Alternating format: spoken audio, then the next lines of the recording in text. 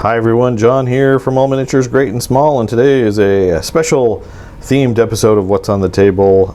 This time it's the Black Seas edition of What's on the Table. This is kind of the latest passion side project of mine that I've gotten into just because on the merits of the ships themselves, the models, I've been having a great time playing with them, and surprisingly even the rigging has not been terrible. So what I've got here are a couple of somewhat or pretty much completed ships for Black Seas. Now these are 1/700 scale ships, I believe, and they pack in a lot of detail. The largest ships are quite large, so even older folks like me can get in there and paint without squinting too much. Now the squinting comes in if you try your hand at rigging. So I've got three ships here in front of you, done to various levels, because I realize not everyone is going to be interested in doing a rigging or putting on the ratlines or things like that. So I've got almost like three different versions, starting with this French brig, and I haven't put the flags on anybody yet. All I did was attached the sails to this. I did not do any ratlines or rigging, and if you don't know what ratlines are, we'll show you that in just a minute. So you know, all it is the paper sails rolled just a little bit on a paintbrush or a pencil and then glued there, and you know, I think it looks good. It doesn't look as great as it could be, but at gaming distance, I think that's totally fine. And if you as a player wanted to go just that far with your models, there's nothing wrong with that. Like I said, it looks good. So the next one would be this guy. This is a resin USS Constitution. And we might have showed you this on in the unboxing, and maybe on another What's on the Table, I can't remember, but it's resin. It's got the name of the ship on the back. I did the rigging. I glued the sails on. I did almost all of the rigging. I don't think I really missed much from their instructions. I'm sure the real ship there is, I've got 1/10 of the rigging on here. What I did not apply though were the ratlines. So let's look at this French frigate, which has the ratlines applied. Now, I'm not sure I like the way that they do it here, but it's cool that they offer it.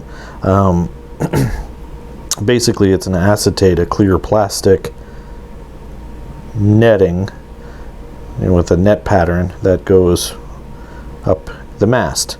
They're a little bit fiddly because you got to kind of work through the rigging that you already have on there. And the problem is, particularly like with us here at Amigas, we play with these bright lights, so at certain angles, all you're going to see is the glare of the light off of that acetate. You know, from the side, yeah, there, okay, that looks pretty good, but that does not look good. So I'm not sure if I'm going to use this or explore third-party products. I know there's like a 3D printed tool to make your own ratlines out of thread. It's almost like a loom, and then glue it all together. That's probably the most realistic version, because really all of that is just rope in real life. There is brass, like photo etched brass, that I may look at depending on the price. I saw some 3D printed ones, but I'm not convinced that's the way to go. But this would be an example of going all the way as far as Warlord is concerned. You have your rigging, you have your ratlines, you have your paper sails, and you're pretty much ready for battle. So there's the French frigate. There are, now these are frigates and a brig. There are other ships that I'm working on, ships of the line, which are typically bigger ships, fourth rate ships or higher, and the rate is just you know, way that they categorized it. Like a first rate ship would be the most guns, like between 100 and 130. This is the resin hull for a French 100 gun first rate, and you can just see how massive that is. I'll put it next to the French frigate, and it's just just ginormous. Here's a plastic third rate, which is about 74 guns. And this is a plastic kit, and I've already started priming it and getting the deck done. And this is another plastic frigate. Here you can kind of see when I put them together, you can kind of see the ridiculous of this.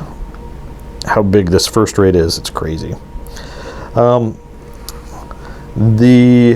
French box set that I got these out of, the French Fleet box, which I will be doing an unboxing, I don't know if it's before or after you see this, has some historical nameplates and bow, I forget what they're called, like statues. So this is supposed to be the Redoutable. I don't know how you say that with a French accent. And this is the Hermione. Both of these, and I'll talk about this more in the French unboxing, had some issues that I was able to address with green stuff. But I'll look for that French Navy unboxing to talk about some assembly issues.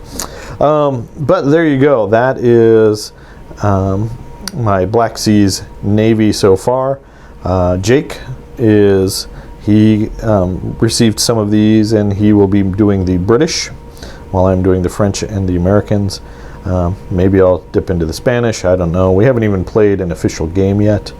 In the future, we are going to just finish up our mini coverage. I'm going to do a quick how to play video, and then at least one battle report, so you guys can make up your own mind if this is something you'd like to pursue. All right, well, there you go, guys. That's what I'm working on.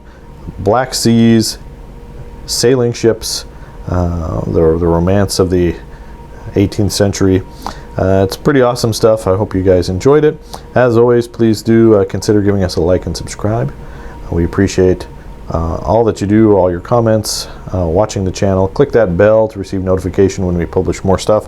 As always, thanks for watching, and keep on wargaming.